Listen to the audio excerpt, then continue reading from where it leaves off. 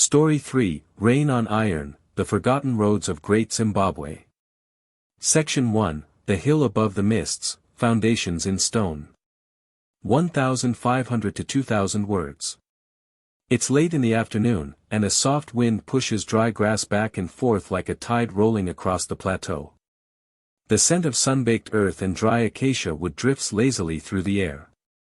If you were to stand quietly along one of the old paths winding through southeastern Zimbabwe, you might notice the stones first, flat, gray granite blocks, stacked carefully without mortar, resting on one another like pages in a closed book.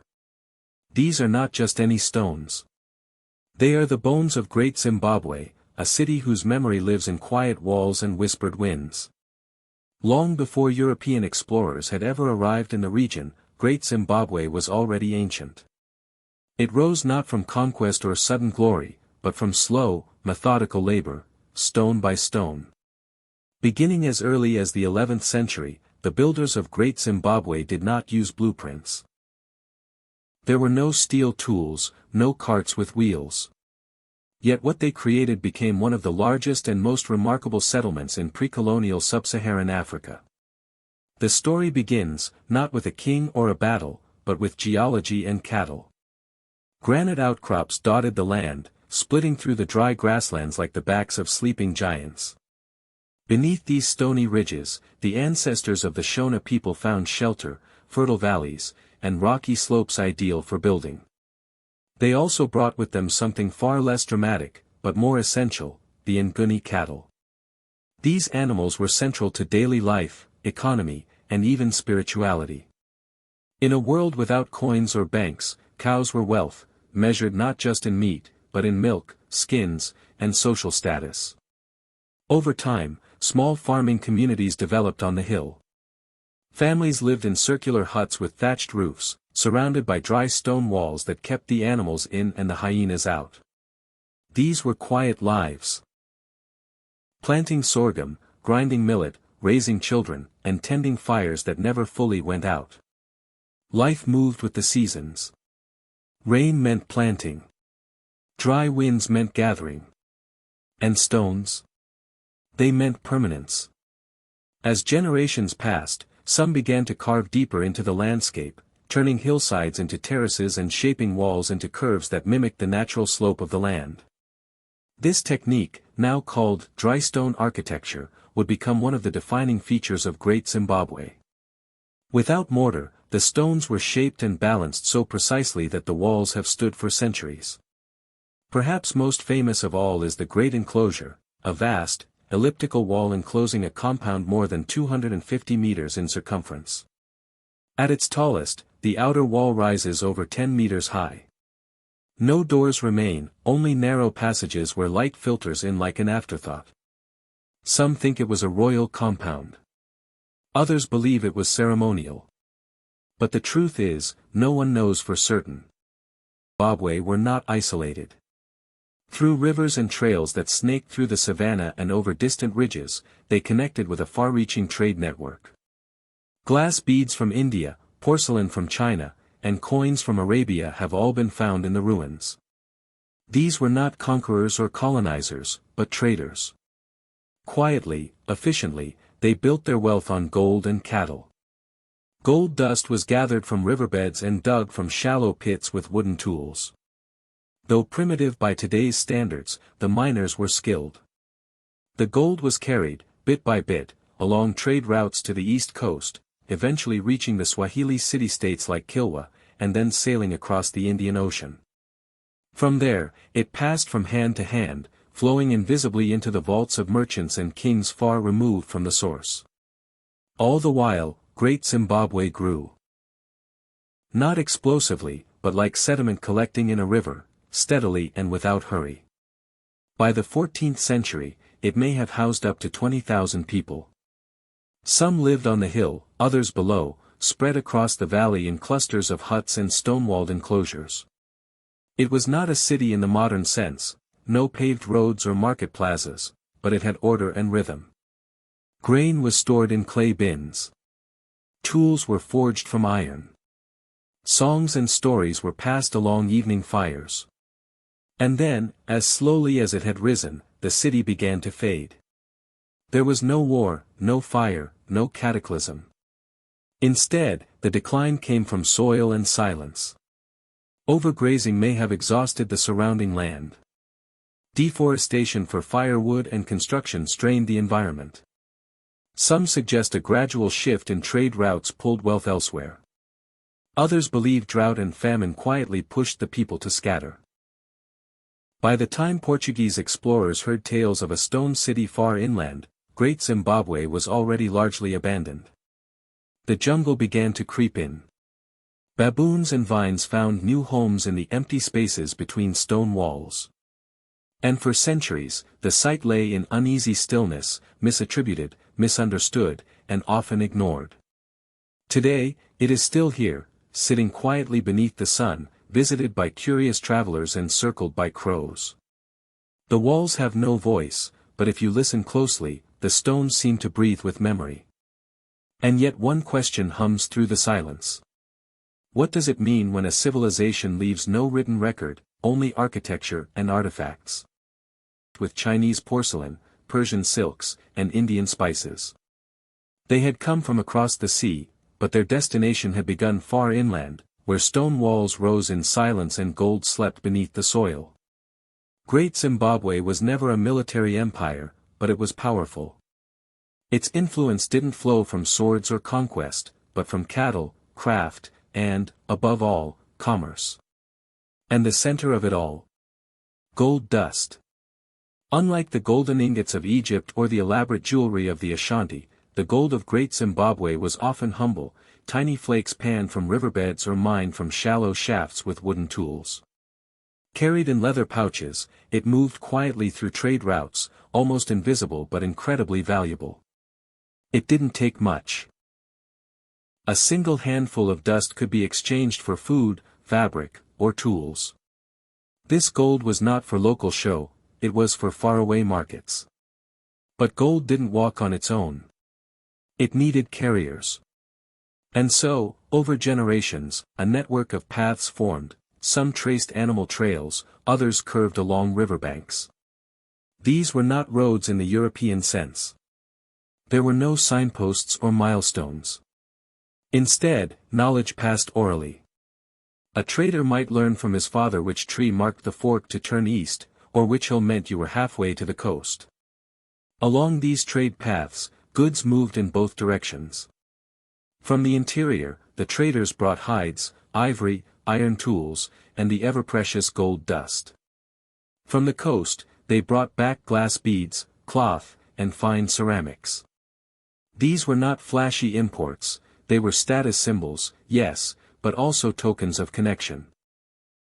A single porcelain bowl from China might sit in the household of a wealthy family for generations, used only on ceremonial occasions, its origin half-myth by the time it reached a child's hands. Beads were perhaps the most curious currency of all. Found in burial sites and ancient huts, these tiny glass spheres came in reds, blues, and greens, colors more vivid than the local pigments could produce. Many were traded in bulk, carried in clay pots and used to mark transactions or decorate clothing. Some believed beads had protective powers. Others simply saw them as beautiful. Either way, they became a part of the landscape of value. Despite its role as a trade hub, Great Zimbabwe left behind no written record. No royal decrees. No books. No ledgers. What we know comes from archaeology, oral history, and the often distorted lens of early colonial accounts. When Portuguese explorers reached the Swahili coast in the late 15th century, they heard stories of a powerful city inland, where kings lived among stone towers and gold flowed like water. These tales sparked curiosity, and greed. They imagined a second Timbuktu or a new. Section 2, Gold Dust and Beads, the Quiet Empire of Trade. Somewhere along the eastern edge of the continent, the wind pushes against old coral walls in the city of Kilwa.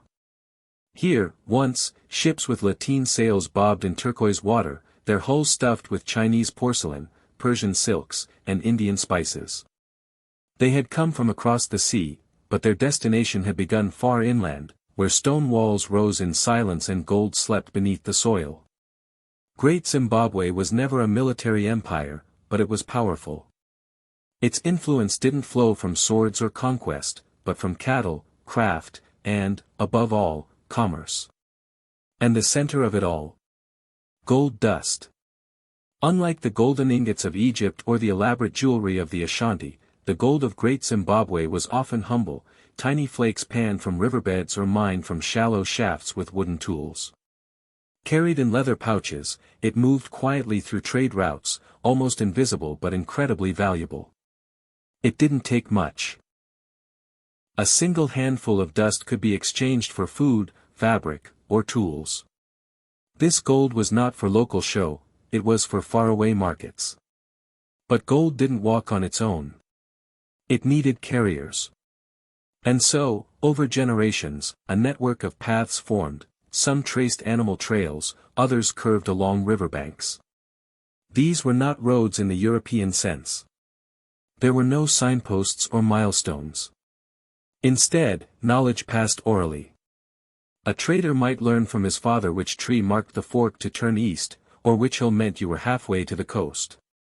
Along these trade paths, goods moved in both directions. From the interior, the traders brought hides, ivory, iron tools, and the ever-precious gold dust.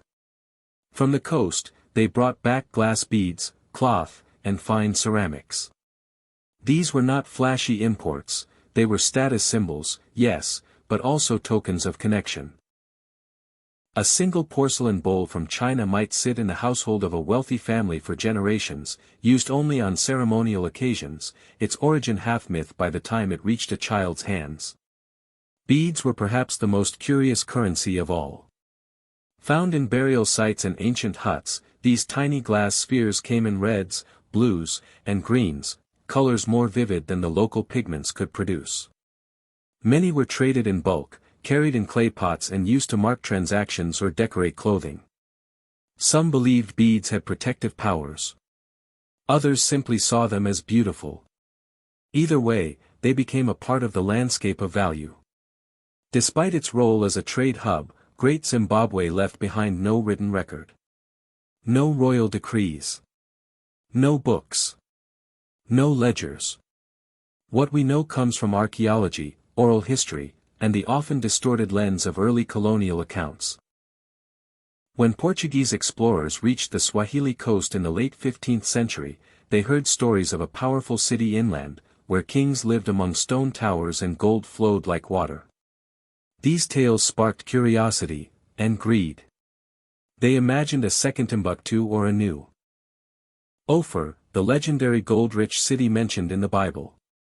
But when they finally encountered the ruins, they found no treasure, only walls. No king, only silence. European accounts at the time often refused to believe that local African people could have built such structures. Some claimed the ruins were of Arab or even Phoenician origin. These theories, now discredited, lingered for centuries and were often motivated more by racial bias than evidence.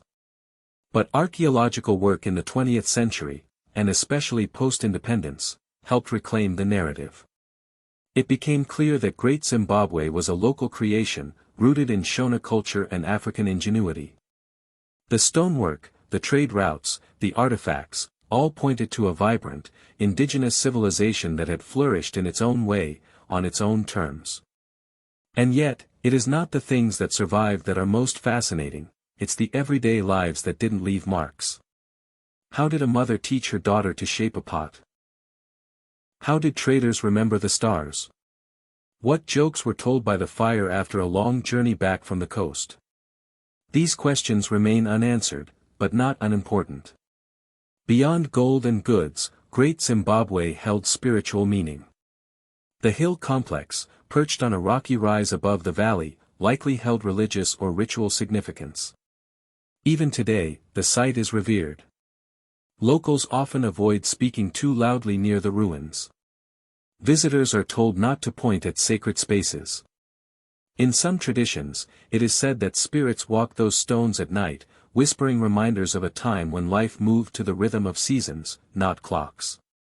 Meanwhile, in the great enclosure, the vast, curved wall once thought to be a royal palace, archaeologists have found soapstone birds perched atop columns. These stylized carvings, often interpreted as sacred symbols, have become national emblems. They appear on Zimbabwe's flag, banknotes, and coat of arms. From stone to symbol, the legacy of the site continues. And yet, for all its historical significance, there's something wonderfully unhurried about Great Zimbabwe's story. Unlike the dramatic falls of Rome or Babylon, there was no single moment of collapse. No armies marching through the gates. No fire-consuming libraries. Instead, the decline was quiet, trade routes shifting, soils tiring, communities slowly moving on. The city was not destroyed. It was simply left behind. By the time European cartographers placed their compasses on the region, Great Zimbabwe had already become a ghost. The jungle moved in, slowly erasing footpaths and swallowing walls. But the memory remained, in the songs of the Shona, in the dust underfoot, in the way a curve of stone still catches the sun just so. And now, with every excavation and every story retold, the pieces begin to settle again, not to recreate the past as it was, but to remember that it existed. That people thrived. That they built something remarkable, and then quietly walked away. But even now, they invite your breath to match a slower rhythm, the rhythm of gathering wood at dusk, or chewing tubers under a tree while someone tells a story you've heard 100 times but love like the first. These are the stories that aren't in textbooks. Not because they're unimportant, but because they don't fit the timeline of kings and flags and marching boots. But they are history, too. Real history. The kind that lives in backs bent over fields. In lullabies. In shared meals. In laughter at nothing in particular. So let's keep telling them. Let's stay a little longer with the Hadzabe. With the Andean farmers. With the women who ground grain before dawn. With the men who listened for rustling leaves to find their prey. With the children who learned not from school, but from watching closely and asking nothing. Because in these quiet corners of the past, there's a kind of peace. And perhaps, for tonight, that's enough. Good night, and welcome to the slow world. Section 2. From hearth to temple, when fire became sacred. If you're resting comfortably, breathe in slowly. Let the soft glow of ancient firelight flicker behind your eyelids. We're still in the circle, but now, the circle is deeper. Not just warm, but meaningful. Revered. Tonight, the ordinary hearth begins to whisper something more. By the time humans had settled into villages, small clusters of mud homes or circular huts of grass and thatch, the fire was no longer just a tool. It was a center of ritual, a keeper of continuity. People didn't simply gather around the hearth because it was warm. They gathered because it reminded them of who they were. Let's move gently from the African savanna, where the Hadzabes still light their evening meals with wooden fire drills, to the fertile valleys of the ancient Near East, places like Çatalhöyük in modern-day Turkey. Around 9,000 years ago, this Neolithic village held hundreds of mud brick homes, and inside nearly every one was a hearth. A fire pit in the floor, a place for food, yes, but also for something else. In the ash, archaeologists found bones arranged with care. Objects placed deliberately. Remnants of meaning, not just meals. And on the walls above these hearths. Paintings. Horned animals. Human-like figures. Scenes, maybe of ritual, or memory, or myth. Even in these earliest permanent homes, people were not just surviving. They were reflecting. And fire, humble, flickering fire, was the altar. In ancient India, early Vedic rituals involved offerings to Agni, the fire god. To light the fire was to invite the divine. To feed it ghee, grain, and chant was to maintain cosmic balance. The flames rose, carrying messages to the heavens. These weren't grand temple events, either. They began at the family hearth, in courtyards and quiet corners. It's the same across cultures. In old Japan, the kamado, a clay hearth, was seen as the spiritual center of the home. Women would bow slightly before using it. Food cooked there was not just nourishment 3 seasons ago, and in return, receiving an iron all 2 seasons later. This was not trade in the modern sense. It was obligation, reciprocity, and balance. In this way, salt became the quiet heartbeat of the basin, connecting those who walked it with a sense of shared need. The food that walked. Traveling in the Lake Eyasi region meant understanding not just where things were, but when. A path that was fertile in July might be cracked and dry by September. A patch of wild tubers one year might fail the next. Birds that signaled beehives could migrate or fall silent. A trail used by gazelles might vanish beneath flooding grasses. The Hadzabe did not write this knowledge. They lived it. Paths were never fixed. There were no milestones or cairns. Each trek was a negotiation with memory, terrain, and instinct. Food was not stockpiled, it was followed. Meat, fruit, roots, honey, all moved, and so people moved too. Women carried woven bags for baobab fruit or roots. Men carried bows, arrows, and tools for skinning game. Children carried nothing but their eyes and ears, soaking up the unspoken teachings of their elders. At times, a traveling party might cross paths with Datoga herders. A brief conversation. A trade. A song. Perhaps a disagreement. Then the groups would split again, disappearing in opposite directions, the dust swallowing their footprints. There was no hurry. But there was always purpose. Smoke, signal, and silence. The trails were not only about movement of goods, but of information. Smoke from a distant camp might signal firewood gathering, or a successful hunt. A series of drumming beats might call nearby bands for celebration, mourning, or warning. Whistles and calls, specific to each band or family, communicated position, intention, or danger. Some messages were even more subtle. The presence of a broken gourd, left beside a path, might signal to a relative that water had been found nearby. A twist of bark on a tree limb might point toward a beehive, recently harvested. A trail swept clean of footprints might mean the area had been visited by lions. In the absence of written records or fixed towns, these small signals maintained social cohesion and spatial awareness. They created a shared map, etched not in stone, but in the minds of those who walked the basin. The quiet margins. Hello, friend. Settle in. Let the sounds around you fade, and let's drift slowly, not into dreams just yet, but into memory. Not your memory. Not mine. But the long, slow memory of people who walked, built, cooked, gathered, and listened to the world before the world became so noisy. History, for a long time, was told from the top down. Kings, generals, conquerors. Maps redrawn. Empires made and unmade. Battles with dates. Treaties with clauses. Crowns and swords. But that's not the only way time passed. People are hungry now for something else. A history that lives lower to the ground. Closer to the soil. Not the story of who ruled, but how people lived. What they ate. Where they slept. How they raised children. How they waited out the rain. How they gathered roots when no fruit would grow. How they healed. How they carried grief, and how they passed joy along in stories around a fire. Let's begin where history is often quietest. With the indigenous peoples whose voices were left out of the official records.